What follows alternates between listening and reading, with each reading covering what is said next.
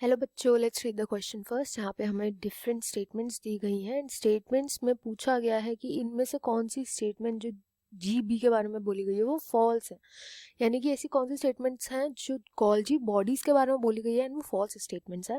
पहली स्टेटमेंट बोलती है varied number of cisternae are present in Golgi body. Second statement बोलती है Golgi cisternae are concentrically arrange near the nucleus.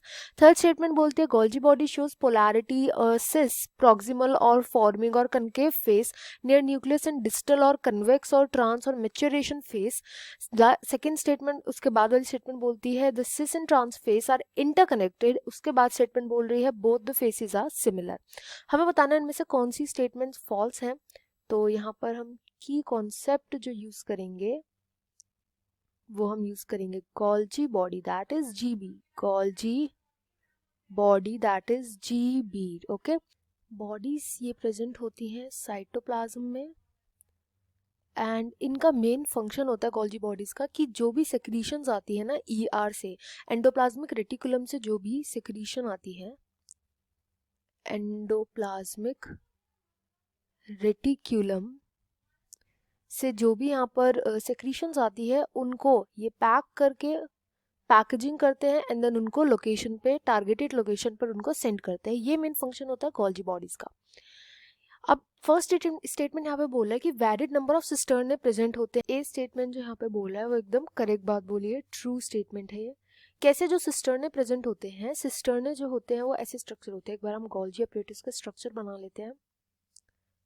ऐसे tube like structures होते हैं, बहुत सारे इधर प्रेजेंट होते हैं, एक के ऊपर एक स्टैक होकर के ये प्रेजेंट होते हैं। ऐसे स्ट्रक्चर देखने को मिलेगा गोल्जी बॉडीज, जिनको हम गोल्जी apparatus भी बोलते हैं। तो ये जो एक यूनिट होती है ना, जो एक ट्यूब लाइक स्ट्रक्चर होता है, इसको हम बोलते हैं सिस्टर्न। और वेरिएबल नंबर ऑफ सिस्टर्न होते हैं, इनका कुछ पर्टिकुलर नंबर नहीं होता कि 4 होता है 5 होता है, ऐसा नहीं होता, वेरिएबल नंबर के होते हैं, इसलिए first statement is true. Second statement बोल रही है कि Golgi cisterns are concentrically arrange near the nucleus and ये भी एकदम करेक्ट स्टेटमेंट है। गोल्जी बॉडीज आप जब भी देखोगे ना तो ये न्यूक्लियस के आसपास दिखती है, न्यूक्लियस के पास प्रेजेंट होती है। यहाँ पे कंसेंट्रिकली का मतलब क्या होता है? कंसेंट्रिकली एक वर्ड है, इसका मतलब होता है कि एक के ऊपर एक स्टैक्ड होते हैं, ये एक के ऊपर एक लगे हुए होते हैं, स्टैक्ड। तो ये न्यूक्लियस के पास होते हैं, स्टैक्ड होते हैं सिस्टर्न, तो इसलिए करेक्ट स्टेटमेंट है।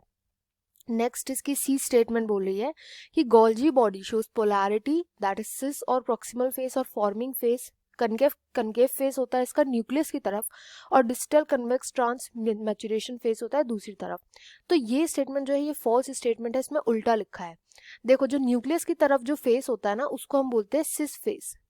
ये वाला जो फेस होता है सिस होता है, नीचे वाला जो फेस होता है वो होता है ट्रांस फेस,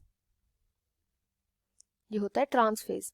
सिस फेस जो होता है ये होता है in the shape of convex, convex shape में होता है, और ट्रांस फेस होता है कनकेव की शेप में।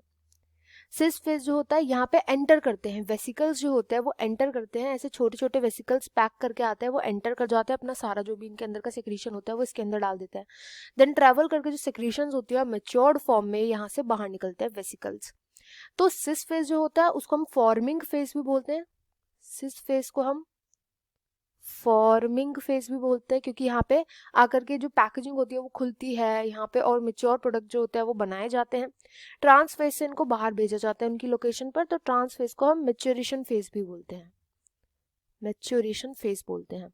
इसलिए यहाँ पे उल्टा लिखा गया है, कनकेव कन्वेक्स यहाँ पे उल्टा लिख दिया गया है, इसलिए इनकरेक्ट स्टेटमेंट हो जाएगा।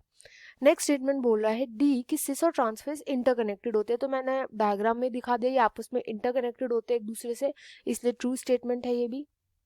एंड लास्ट स्टेटमेंट बोल रहा है कि both the faces are similar, दोनों फेस सिमिलर होते हैं, तो ये तो हमें दिख ही गया है कि सिस फेस पर अलग काम चलता है, ट्रांस फेस पर अलग काम चलता है, तो ये सिमिलर कहाँ से हो गए, इसलिए एक फॉल्स स्टेटमेंट है। तो यहाँ पर जो राइट आंसर हो जाएगा इस क्वेश्चन का वो जाएगा कौन सी फॉल्स स्टेटमेंट है, तो वो हो जाएंगी C and E. I hope you understood well, best of luck and thank you.